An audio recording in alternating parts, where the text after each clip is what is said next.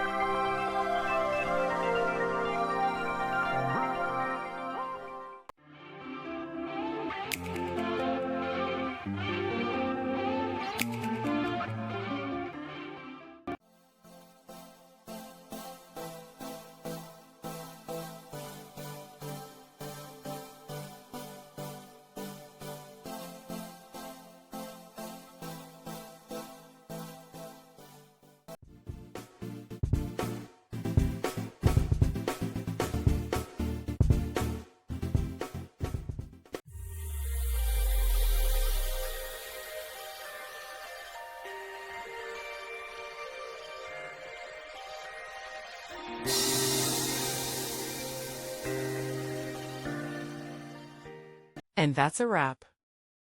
I hope you found the answer you were looking for. If you did, take a second to hit that subscribe button. It really helps out.